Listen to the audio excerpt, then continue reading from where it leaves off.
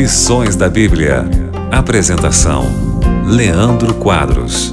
Amigo ouvinte, estamos numa série de lições muito importantes que falam sobre a marca da besta, as duas bestas em Apocalipse 13. Nós já aprendemos até aqui que as duas bestas representam dois poderes, um religioso, Roma papal, e outro político, que será os Estados Unidos, que vão se unir, igreja e Estado, pouco antes da volta de Cristo, estabelecendo um falso sistema de adoração. Nós estudamos alguma coisa sobre isso, recomendei alguns livros, inclusive, para os ouvintes, para você perceber que esta interpretação ela é viável do ponto de vista bíblico e histórico. Agora, a partir de hoje, ao longo dessa semana, nós vamos estudar de forma mais específica sobre o selo de Deus e a marca da besta. A palavra besta no Apocalipse é utilizada como referência a animais, e animais em profecia simbolizam reinos. Então, o termo animal ou besta não se refere a algo necessariamente mal em sua totalidade, ok? Se refere a poderes que têm algo de bom, mas também tem algo de ruim,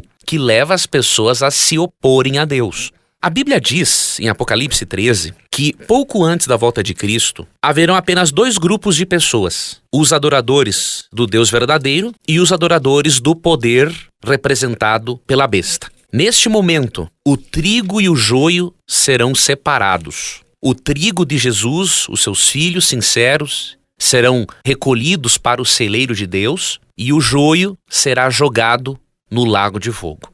Neste momento, haverão apenas dois grupos de pessoas. E você e eu, por meio da nossa relação com Cristo e decisões diárias, nós estamos decidindo a qual desses grupos pertenceremos. E Apocalipse 13, 15 a 18, fala que vai chegar o momento em que igreja e Estado se unirão para imporem um falso sistema de adoração. E quem aceitar esse falso sistema de adoração receberá a marca ou o sinal da autoridade da besta ou da autoridade humana. Em contrapartida, quem não aceitar esse sinal de autoridade da besta e sinal da autoridade humana, ele será assinalado, obviamente, por Deus. Receberá o selo de Deus. Vou ler para você esses versos e vou dar-lhe alguns pressupostos para você ter em mente ao longo do estudo desta semana, pressupostos que vão aí nortear-nos no estudo. Apocalipse 13, 15 a 18 diz assim: Então lhe foi permitido dar vida a essa estátua,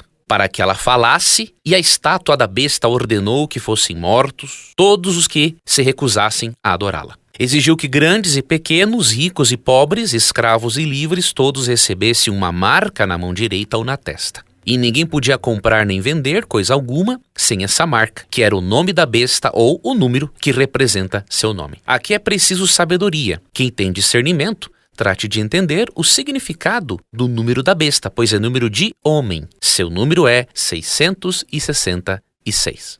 No verso 15, fala-se de um decreto de morte para quem se recusar a adorar ao poder representado pela besta. Vemos aqui perseguição. Nos versos 16 e 17, são ditos ali que todas as pessoas, independente da raça, da classe social, do poder aquisitivo, todas as pessoas serão chamadas a receberem um sinal, uma marca, na mão direita ou na testa, que vai identificar essas pessoas como sendo adoradoras do poder representado pela besta. Quais são os pressupostos que eu queria deixar hoje para nós entendermos esses versos ao longo da semana? Primeiro, ninguém tem a marca da besta hoje. A marca da besta será um evento futuro, pouco antes da volta de Cristo. Esse é o primeiro ponto. Apocalipse 13 é uma profecia que se cumprirá no futuro. Então, hoje, ninguém tem a marca da besta. Todas as pessoas hoje têm oportunidade de escolherem Jesus e escolherem permanecerem fiéis a Jesus. Então, primeiro ponto. O segundo pressuposto, a marca da besta é simbólica. Você não pode pensar que a marca da besta será um sinal visível, porque quando estudarmos o texto bíblico, você vai aprender algo muito interessante, que na Bíblia, quando afirma-se que a marca será sobre a fronte ou sobre a mão, isso simboliza na Bíblia uma aceitação racional e uma atitude, uma postura de rebeldia contra Deus. E o terceiro pressuposto, você e eu precisamos saber qual é o selo de Deus para que possamos evitar ser marcados pela besta. Então, 3 pressupostos. Primeiro, ninguém tem o selo da besta, ninguém tem a marca da besta hoje, porque isso será um evento futuro. Segundo pressuposto, esta marca não é um sinal visível no corpo, mas será sim uma demonstração visível no comportamento de que a pessoa racionalmente aceitou rebelar-se contra Deus. E terceiro pressuposto, você e eu precisamos ter em mente qual é o selo de Deus para que possamos identificar o selo da autoridade da besta. Quando entendermos qual é o selo da autoridade divina, vamos compreender que o selo da autoridade da besta é algo antagônico àquilo que demonstra a autoridade divina. Ok? Então, tem esses pressupostos em mente e eu espero contar com você nos nossos próximos programas. Amanhã daremos sequência ao nosso estudo. Um forte abraço e até lá. Você gostaria de receber a programação da Rádio Novo Tempo e também o programa Lições da Bíblia via WhatsApp? Você tem essa oportunidade agora. Você pode acessar ADV, A de amor, D de dado, V de vitória, adv.st/Rádio Novo Tempo. adv.st/Rádio Novo Tempo. Ao acessar, você pode cadastrar-se e receber este programa, além de outros conteúdos exclusivos diariamente. Cadastre-se, é grátis, é prático e com certeza você estará também compartilhando esperança com outras pessoas. Fique com Deus e obrigado por acompanhar mais um programa Lições da Bíblia. Você ouviu Lições da Bíblia. Apresentação: Leandro Quadros.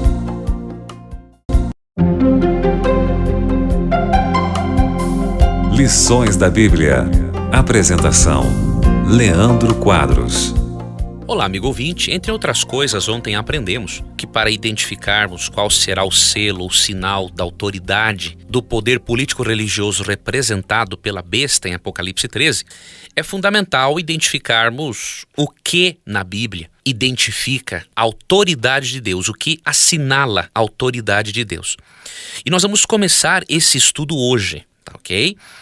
Vamos então aqui começar analisando Gênesis 17, 9 a 11, quando Deus deu o seu primeiro sinal externo, sinal de sua autoridade. Gênesis 17, 9 a 11, Deus fez uma aliança de salvação com Abraão. E para Abraão expressar a sua fé nesta aliança e a sua fé na autoridade de Deus e a sua fidelidade a Deus, Deus estabeleceu a circuncisão. Deus estabeleceu que todo homem fosse circuncidado como um sinal da autoridade de Deus sobre a sua vida, sobre o seu ser, sobre o seu corpo. E a circuncisão também tinha um propósito higiênico, obviamente, para que os homens mantivessem o órgão sexual em condições higiênicas mais adequadas no deserto, onde eles viviam, onde eles não tinham sempre o acesso à água potável como nós temos hoje. Mas Deus estabeleceu isso como um sinal de sua autoridade, né? Sinal da sua aliança de salvação. Toda aquela pessoa circuncidada, ela estava dizendo que entregava a sua vida a Deus. É por isso que a circuncisão, de acordo com Deuteronômio, capítulo 30, verso 6, ela simbolizava a circuncisão do coração, ou seja, a conversão. Em Deuteronômio 30, verso 6 é dito: o Senhor teu Deus circuncidará o teu coração e o coração da tua descendência, para amares o Senhor teu Deus de todo o coração e de toda a tua alma, para que vivas. Em Jeremias 4, verso 4, também percebemos que a circuncisão era um símbolo da circuncisão do coração, da conversão, da transformação. Era um recurso didático que Deus usou para mostrar que Deus era a fonte de santificação do povo. No Novo Testamento, nós aprendemos que a circuncisão ela foi substituída pelo batismo. Antes, a circuncisão era o sinal de que a pessoa fazia parte do povo de Deus e que aceitava a autoridade de Deus sobre a sua vida e entregava todo o seu ser a Deus. Hoje o batismo tem esse simbolismo, de acordo com Romanos 6,4 e 1 Coríntios também 12, verso 13. O batismo, ele marca a nossa entrada para o povo de Deus, a igreja, e o batismo também simboliza a nossa conversão, a nova criação em Cristo. Então, a circuncisão foi o primeiro sinal, diríamos assim, de autoridade divina, primeiro sinal de salvação de Deus para identificar o seu povo. E foi substituída a circuncisão pelo batismo por imersão. Só que além deste sinal, Deus estabeleceu um outro para o povo de Israel. E este aqui adquire uma importância muito grande para nós, porque este sinal, ele não foi substituído por nenhum outro, como aconteceu com a circuncisão. Vamos ler aqui, amigo ouvinte, primeiramente, Êxodo 31, verso 17. Entre mim e os filhos de Israel é sinal para sempre, porque em 6 dias fez o Senhor os céus e a terra, e ao 7º dia descansou e tomou alento. Aqui em Êxodo 31, 13, o sábado é mencionado como um sinal entre Deus e o povo de Israel. No verso 13 é dito: certamente guardareis os meus sábados, pois é sinal entre mim e vós nas vossas gerações, para que saibais que eu sou o Senhor que vos santifica. Deus estabeleceu também o sábado como um sinal da sua autoridade, como um sinal de que Deus é o único que pode santificar o ser humano e não as obras do ser humano. Mesmo que Deus tenha feito este acordo, esta aliança com Israel, é óbvio que a aliança do sábado não foi só para Israel. Nós não encontramos no Novo Testamento nenhuma evidência de que o sábado tenha sido substituído por algum outro selo. Pelo contrário, nós percebemos que mesmo os seguidores de Cristo, de acordo com Efésios 1,13, sendo selados pelo Espírito Santo, como uma certeza de que eles vão receber a salvação em Cristo, eles continuaram observando o sábado décadas depois da cruz.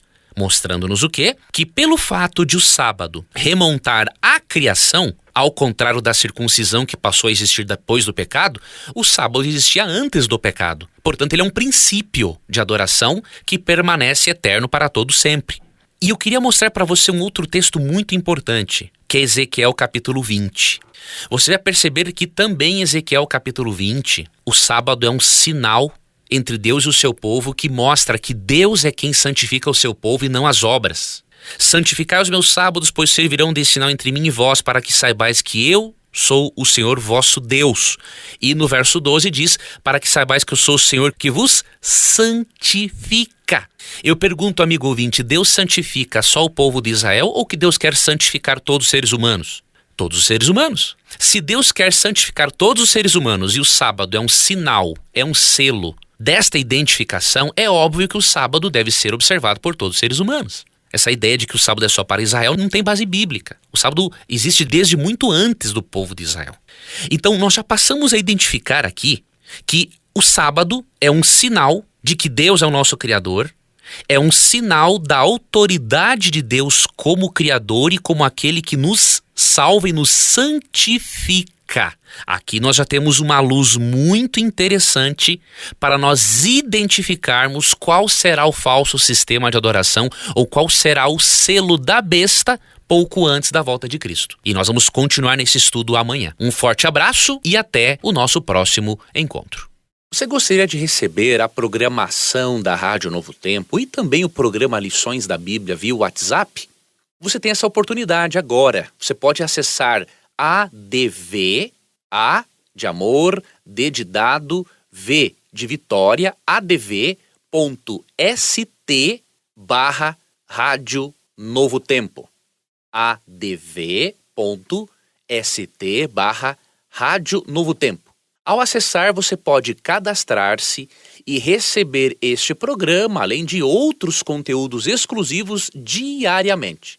Cadastre-se, é grátis, é prático e com certeza você estará também compartilhando esperança com outras pessoas. Fique com Deus e obrigado por acompanhar mais um programa Lições da Bíblia. Você ouviu Lições da Bíblia. Apresentação: Leandro Quadros.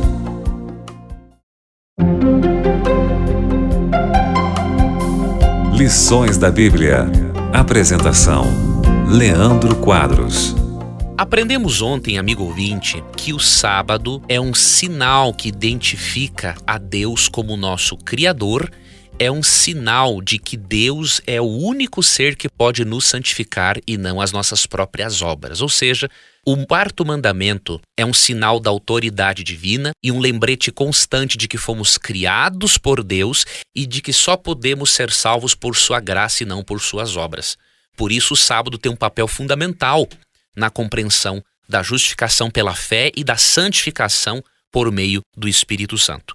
Sendo que o sábado também se constitui num selo de Deus, além do selo da marca do Espírito Santo, não ficará difícil identificarmos qual será o sinal do poder representado pela besta.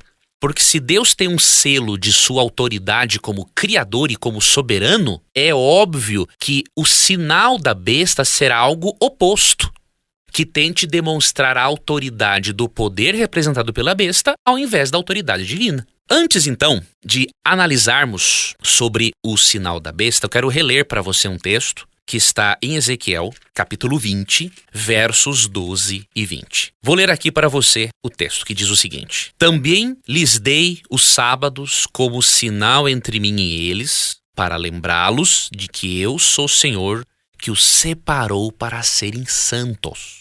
Estou lendo na Nova Versão Transformadora. Verso 20. E guarde os meus sábados como dias santos, pois são um sinal entre mim e vocês para lembrá-los de que eu sou o Senhor, seu Deus. Você percebeu, amigo ouvinte? O sábado é um sinal de que Deus nos santifica e o sábado é um sinal da autoridade de Deus como nosso Criador e Salvador. Sendo que Deus quer santificar todos os seres humanos e sendo que a sua autoridade transcende qualquer cultura e qualquer época, é óbvio que o sábado ele é eterno, ele é perpétuo, ele não foi dado só para Israel. Deus não quer santificar só o povo de Israel, Deus quer santificar a todo o seu povo em toda a história. Então, o sábado continua, sim, sendo um sinal da autoridade divina, um lembrete de que ele é o Criador e de que ele é o único ser que pode nos santificar e nos transformar. Se o sábado tem esta importância, se o sábado é o sinal da autoridade divina, porque assim como Deus santificou e abençoou o sábado, ele quer santificar e abençoar a vida do ser humano, é óbvio que o selo da besta será algo oposto a isso. Em Apocalipse 13:17 é dito que será colocado um sinal para que ninguém possa comprar ou vender, senão aquele que tem a marca, o número, o nome da besta ou o número do seu nome. Ou seja, toda pessoa que tiver a marca da autoridade do poder representado pela besta, ele poderá comprar e vender. Já aquele que não tiver esse sinal de autoridade da besta será boicotado economicamente. Vamos fazer uma avaliação mais, amigo ouvinte, antes de chegarmos a uma conclusão. Daniel 7:25 profetizou que surgiria um poder político, religioso, que mudaria a lei de Deus, que contribuiria para esta mudança. Daniel 7:25 diz que o poder representado pelo chifre pequeno cuidará em mudar os tempos e a lei. Ou seja, se a postura do poder representado pelo chifre pequeno, que é o mesmo poder representado pela besta em Apocalipse 13, envolve um ataque à lei de Deus, e se o sábado é o sinal da autoridade de Deus como Criador e Salvador, é óbvio que o sinal de autoridade humana e sinal da autoridade da besta será algo oposto ao sábado. Será, amigo ouvinte, o estabelecimento do domingo como dia obrigatório de guarda. Você pode estar se perguntando, quer dizer que hoje um cristão que guarda o domingo tem a marca da besta? Se alguém lhe disse isso, merece ser até processado, porque não é verdade. Nenhum filho de Deus que guarda o domingo tem a marca da besta. O que ocorre é que no futuro, repito, no futuro, quando houver a união entre igreja e Estado e for implantado o domingo de uma forma obrigatória, forçando as pessoas a aceitarem um dia de adoração que tem apenas autoridade papal e não autoridade divina, aí sim as pessoas vão se dividir entre os adoradores de Deus e os adoradores da besta. A questão não é, amigo ouvinte, simplesmente um dia. A questão é o que está por trás disso. Adoração. Pouco antes da volta de Cristo, quando ocorrer a união entre igreja e Estado, e a perseguição aos justos, mencionada aqui em Apocalipse 13, você e eu teremos de decidir se aceitaremos a autoridade de Deus como nosso Criador e legislador e santificador, ou se aceitaremos um dia de guarda que será o sinal da autoridade do ser humano. Neste momento, nós vamos evidenciar se pertencemos realmente a Jesus ou se só pertencemos a Jesus da boca para fora. Alguém pode ser tentado a pensar o seguinte: isso quer dizer então que quando Jesus voltar e eu estiver guardando o sábado eu vou ter o selo de Deus? Não necessariamente. Sabe por quê? De acordo com Ezequiel capítulo 20, versos 12 e 20, o sábado é um sinal de que Deus nos santifica. Ou seja, a observância do sábado precisará ser uma demonstração externa de um amor interno profundo que você tem por Jesus. Será uma evidência de que você foi justificado pela fé em Cristo. Quem não for justificado pela fé em Cristo, ele pode guardar quantos sábados quiser, ele não vai ter o selo de Deus. Porque antes de recebermos o sábado como selo na nossa mente, no nosso intelecto, precisamos receber o selo, a marca do Espírito Santo no nosso coração, de acordo com Efésios 1:13 e Efésios 4:30 e 31. Quando você for marcado com o Espírito Santo na sua vida, você vai desenvolver uma vida de relacionamento, de amor e de confiança em Jesus. E é isso que vai capacitar você a, no fim dos dias, permanecer ao lado de Deus, dizer um sim à autoridade divina, ao invés de dizer um sim para a autoridade humana,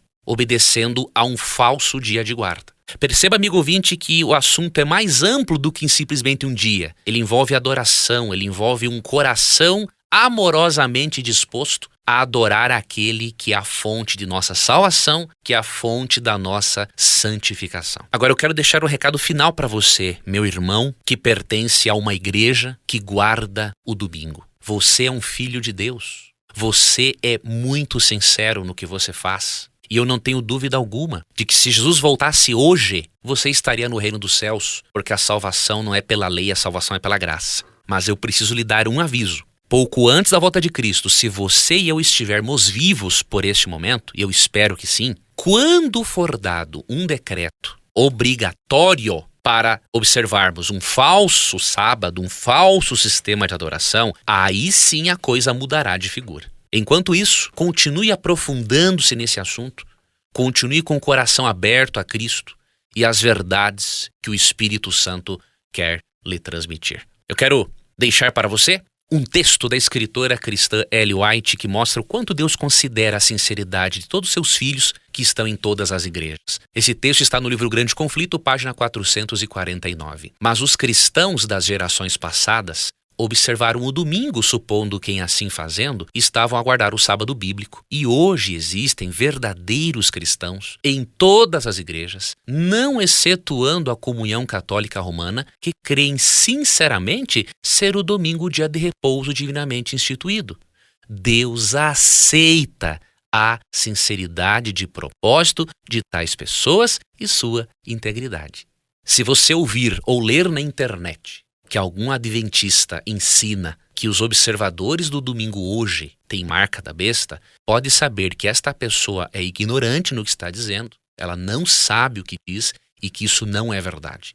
Nesta própria citação, Ellen White mesma diz que há verdadeiros filhos de Deus em todas as igrejas, inclusive na Igreja Católica Apostólica Romana. Há mais filhos sinceros lá entre os irmãos católicos e protestantes do que entre muitos adventistas. Então, não é placa de igreja que salva ninguém, é uma relação com Cristo. Agora, amigo ouvinte, quando ocorrerem esses eventos de Apocalipse 13, aí sim você terá de tomar uma decisão. Você não poderá permanecer neutro. E aí amanhã eu continuarei o estudo e darei mais uma citação para você. Que Deus te abençoe, um forte abraço e até lá. Você gostaria de receber a programação da Rádio Novo Tempo e também o programa Lições da Bíblia via WhatsApp? Você tem essa oportunidade agora. Você pode acessar ADV, A de amor, D de dado, V de vitória, adv.st/Rádio Novo Tempo. adv.st/Rádio Novo Tempo. Ao acessar, você pode cadastrar-se e receber este programa, além de outros conteúdos exclusivos diariamente. Cadastre-se, é grátis, é prático e com certeza você estará também compartilhando esperança com outras pessoas. Fique com Deus e obrigado por acompanhar mais um programa Lições da Bíblia. Você ouviu Lições da Bíblia. Apresentação: Leandro Quadros.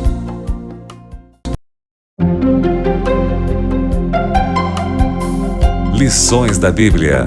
Apresentação: Leandro Quadros. Que bom estar com você mais uma vez aqui no programa Lições da Bíblia. Na semana estamos estudando sobre o selo de Deus e a marca da besta. Entre muitas outras coisas, já aprendemos que nenhum filho de Deus hoje tem a marca da besta, nenhuma pessoa tem a marca da besta. E que nós, que aceitamos a Cristo como Salvador, estamos aprendendo sobre a sua palavra e obedecendo-a, estamos no processo de estarmos sendo preparados para recebermos o selo da autoridade divina, que será a observância do sábado. Nós aprendemos que pouco antes da volta de Cristo, as pessoas vão se dividir em dois grupos, aqueles que aceitarão a verdadeira adoração ao verdadeiro Deus e aqueles que aceitarão uma falsa adoração do poder representado pela besta de Apocalipse 13. Hoje eu queria ver com você um pouco mais sobre a questão da simbologia desta marca. Apocalipse 13, 16 e 17 diz que os adoradores da besta receberão uma marca na mão direita e na fronte. E quando fala dos que serão selados por Deus, Apocalipse 7, verso 3 diz: não danifiqueis nem a terra, nem o mar, nem as árvores, até selarmos na fronte os servos do nosso Deus. Como o selo de Deus e também o selo da autoridade da besta são colocados na fronte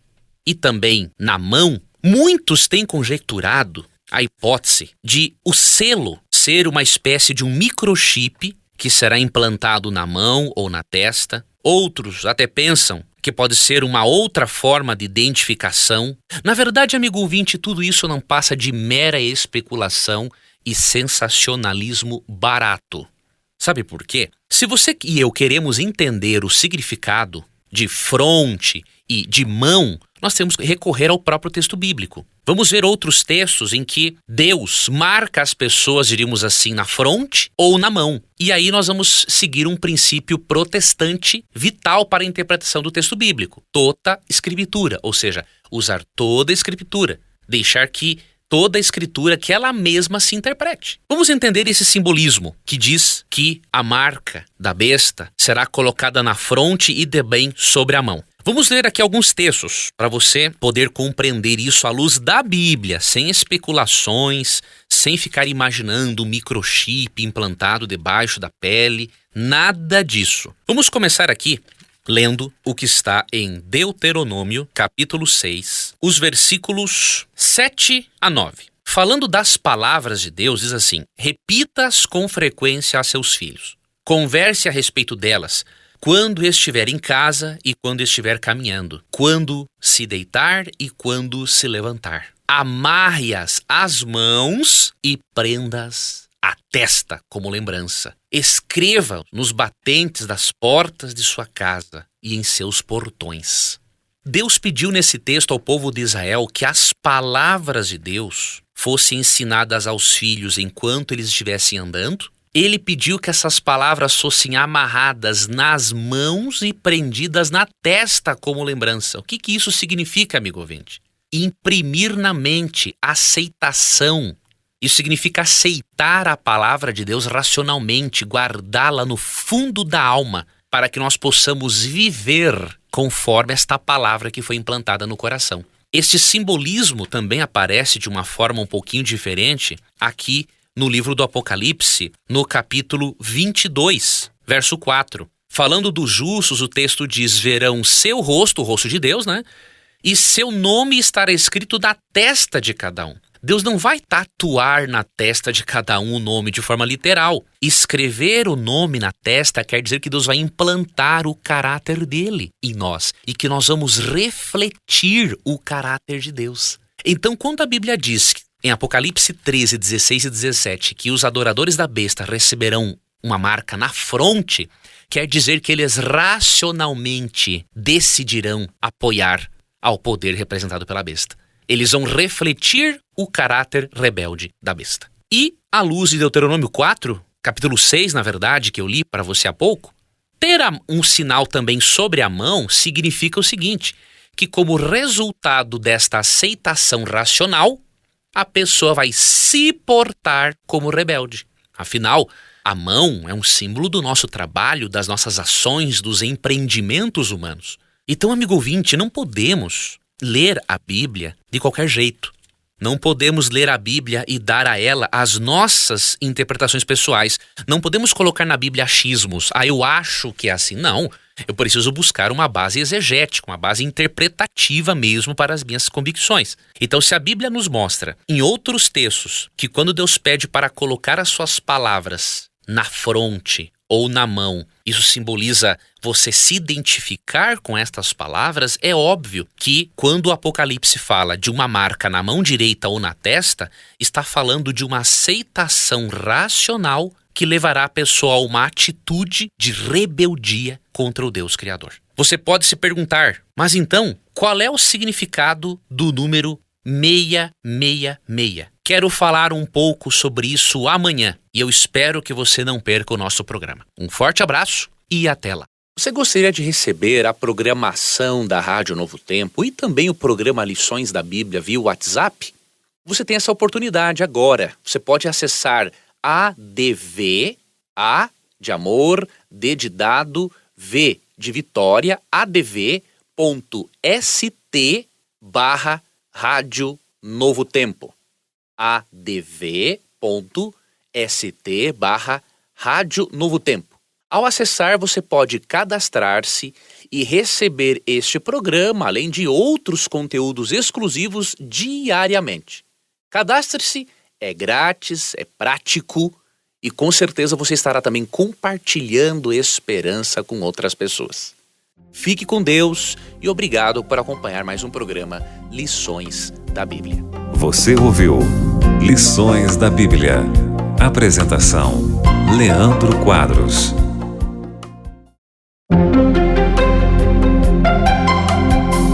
Lições da Bíblia. Apresentação: Leandro Quadros.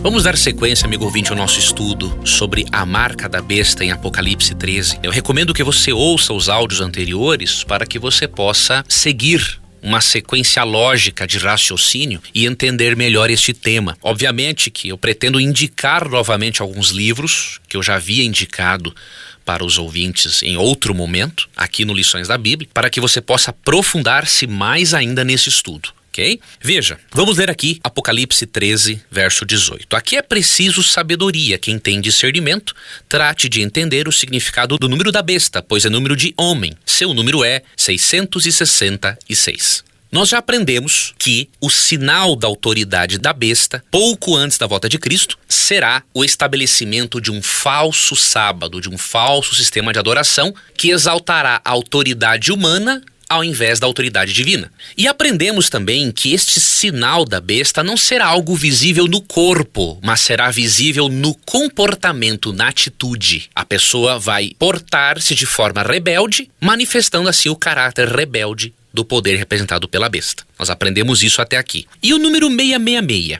O número 666 tem sido alvo de especulações ao longo de toda a história. Obviamente, existem várias interpretações para o número 666 e mais de uma interpretação pode ser viável. Entretanto, nós precisamos descartar aquilo que é realmente inviável. Antes de eu mostrar para você algo do que é o 666, permita-me lhe dizer o que não é o 666. Em primeiro lugar, o 666 não é número de um homem no sentido masculino do termo. Quando a Bíblia fala que o número da besta é número de homem, a palavra grega que aparece em Apocalipse 3,18 é antropos. Antropos não se refere só ao homem do gênero masculino. Antropos se refere ao ser humano como um todo. Então, quando a Bíblia diz que o número é o número de homem, é o número de ser humano. E por que a Bíblia diz isso? Porque o número 6 é um símbolo da imperfeição humana. De acordo com o relato da criação em Gênesis, o ser humano foi criado no 6º dia. E por isso, o número 6 adquiriu esse símbolo da imperfeição humana. Já o número 7 é um símbolo da plenitude, da perfeição divina. Deus criou o mundo em 6 dias e descansou no 7º. E no livro do Apocalipse há uma sequência de números 7. 7 igrejas, 7 selos, 7 trombetas, 7 espíritos de Deus, ou seja, apresentando esses assuntos de uma forma plena, completa. Então o número 6 é um símbolo da imperfeição e rebeldia humana, e o número 7 é um símbolo da perfeição divina. E segundo ponto, o 666 não pode ser encontrado em nomes ou títulos. Vários intérpretes encontraram o número 666 no nome, por exemplo, do imperador Romano Nero. Outros interpretaram uma suposta tiara papal como somando, dando-se o número 666, essa suposta tiara usada pelo Papa seria Vicarius Filidei, e a soma dos números, dos valores numéricos dessas letras daria o 666, porém isso é uma bobagem, né? Isso não foi comprovado, o Papa nunca utilizou uma tiara dessas, sem falar que Vicarius Filidei são palavras latins. A Bíblia não foi escrita em latim, ela teve traduções em latim, mas a Bíblia, o Novo Testamento, foi escrito em grego, koiné. Então, que base você e eu temos para pegar um texto que foi escrito em grego koiné e utilizar um termo latim para interpretarmos? Uma bobagem, não podemos fazer isso, ok? Então, o número 66 também não é resultado da soma de algarismos romanos ou nomes de pessoas. Então, esses dois pontos são importantes termos em mente. Agora, vamos entrar um pouquinho mais na identificação desse número. Sendo que o número é um símbolo da imperfeição humana, uma das interpretações viáveis para este número em Apocalipse 13:18 é de que o número 666 foi repetido para expressar o engano humano na sua força máxima. Na nossa cultura, nós temos o diminutivo, temos o aumentativo para destacarmos as coisas. Na cultura hebraica, muitas vezes eles destacavam algo, não aumentando algo ou diminuindo, né? Mas somando. Então é possível aqui que o 666 seja uma forma de João descrever o engano humano na sua força máxima, em querer mudar a lei de Deus e estabelecer um falso dia de adoração. É o engano humano na sua expressão máxima, levando outras pessoas a aceitarem um falso sábado pouco antes da volta de Cristo. Essa é uma das interpretações viáveis. E se você parar para analisar algo interessante, o número na Bíblia também está associado à falsa adoração. Se você fizer um estudo de Daniel 3, que eu recomendo muito você estudar Daniel 3 para você entender Apocalipse 13, você vai perceber algo de muito interessante. A íntima relação que existem entre esses dois capítulos e que vai nos ajudar a entender um pouco mais do 666. E amanhã eu quero fazer esta análise um pouco mais detalhada com você. Espero que você participe também do programa de amanhã. Fique na paz de Cristo e até logo mais. Você gostaria de receber a programação da Rádio Novo Tempo e também o programa Lições da Bíblia via WhatsApp? Você tem essa oportunidade agora. Você pode acessar ADV, A de amor, D de dado, V de Vitória, adv.st/Rádio Novo Tempo. adv.st/Rádio Novo Tempo. Ao acessar, você pode cadastrar-se e receber este programa, além de outros conteúdos exclusivos diariamente. Cadastre-se, é grátis, é prático e com certeza você estará também compartilhando esperança com outras pessoas. Fique com Deus e obrigado por acompanhar mais um programa Lições da Bíblia. Você ouviu Lições da Bíblia. Apresentação: Leandro Quadros.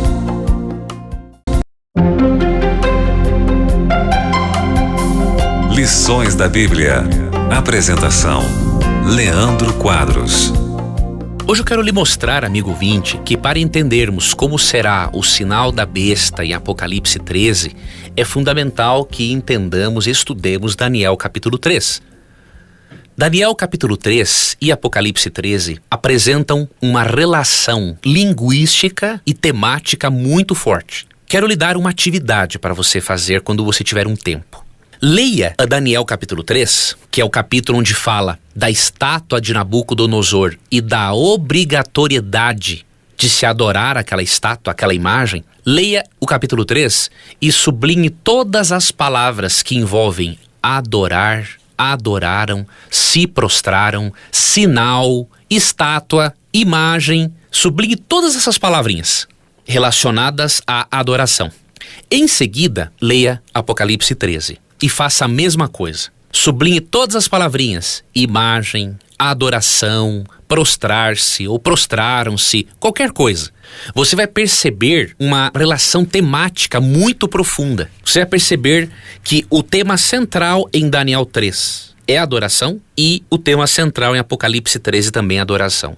Você vai ver uma relação temática e linguística, que é ideológica. Como que ocorreu o estabelecimento de uma falsa adoração em Daniel 13? Isso vai nos ajudar a entendermos Apocalipse 13. Apocalipse 13 fala que os filhos de Deus que decidirem ser obedientes a Deus como manifestação da aceitação, da justificação pela fé em Cristo, eles serão perseguidos por dois poderes representados por duas bestas. Serão boicotados economicamente e não poderão comprar e nem vender. E obviamente o verso 15 de Apocalipse 13 diz que será decretado a morte deles, mas Deus não o permitirá que isso aconteça. Entretanto, você vai para Daniel 13 e você vê algo muito similar. Assim como em Apocalipse 13 será ordenado fazer uma imagem à besta para as pessoas adorarem esta imagem que será um símbolo da autoridade do poder representado pela besta, em Daniel 3 foi criada uma imagem de ouro como símbolo da autoridade de Nabucodonosor sobre a vida das pessoas. E todo aquele que aceitasse ajoelhar-se diante da imagem, ele estaria aceitando um falso sistema de adoração e não seria morto. Nesse contexto, 3 jovens, Sadraque, Mesaque e Abednego, negaram-se a participar da falsa adoração. E como consequência, eles foram jogados no lago, foram jogados numa fornalha acesa. Algo muito similar ocorrerá com os justos pouco antes da volta de Cristo. Todos aqueles que não aceitarem se ajoelhar diante da autoridade humana e aceitarem um falso sábado, resultante da união política entre igreja e Estado, eles serão perseguidos.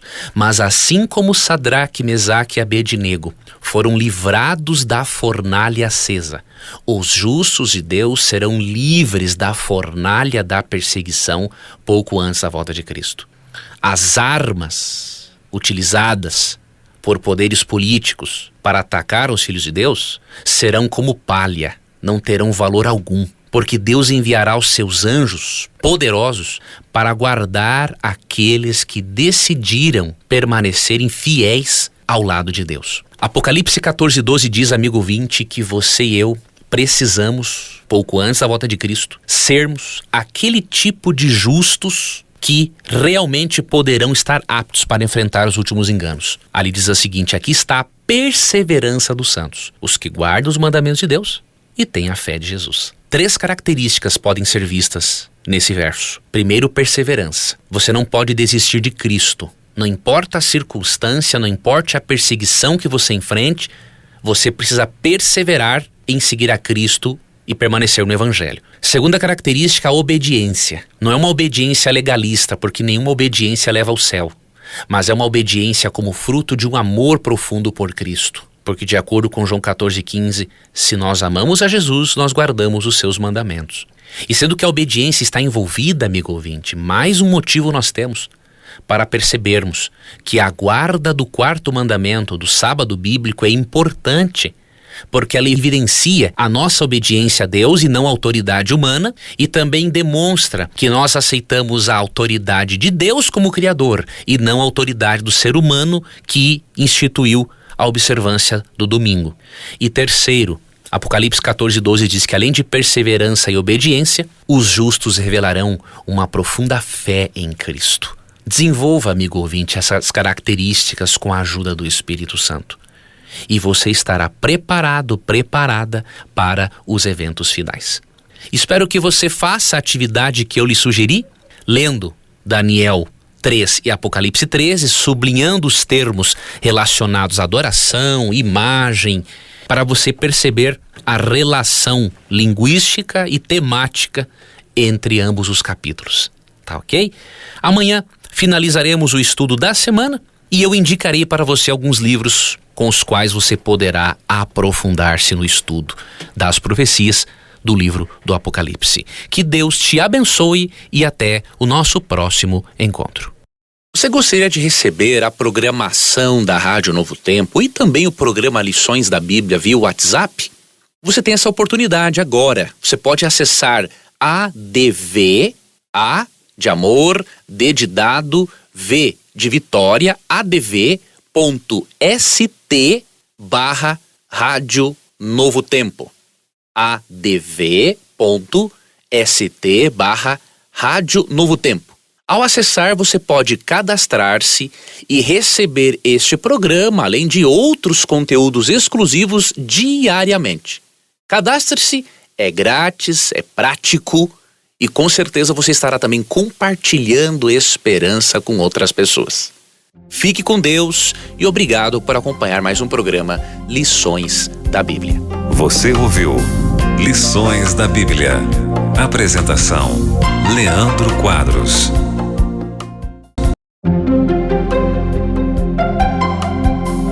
Lições da Bíblia. Apresentação: Leandro Quadros.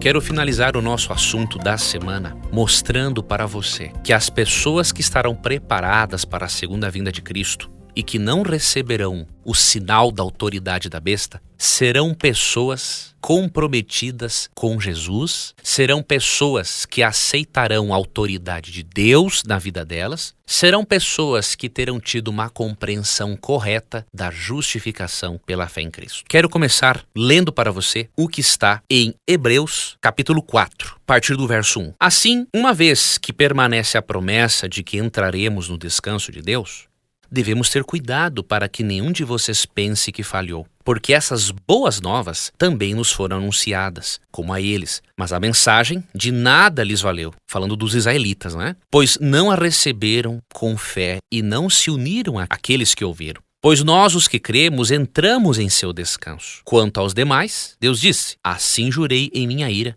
jamais entrarão em meu descanso, embora as suas obras estejam prontas desde a criação do mundo. Sabemos que estão prontas por causa da passagem que menciona o sétimo dia. No sétimo dia, Deus descansou de todo o seu trabalho. Mas em outra passagem Deus diz: jamais entrarão em meu descanso. Portanto, o descanso está disponível para que alguns entrem nele. Mas os primeiros que ouviram essas boas novas não entraram por causa de sua desobediência. Por isso Deus estabeleceu outra ocasião para que entrem em seu descanso. E essa ocasião é hoje. Ele anunciou isso por meio de Davi, muito tempo depois, nas palavras já citadas: hoje, se ouvirem sua voz, não endureçam o coração. Se Josué lhes tivesse dado descanso, Deus não teria falado de outro dia de descanso por vir. Logo, ainda há um descanso definitivo à espera do povo de Deus. Porque todos que entraram no descanso de Deus descansam de seu trabalho, como Deus o fez após a criação do mundo.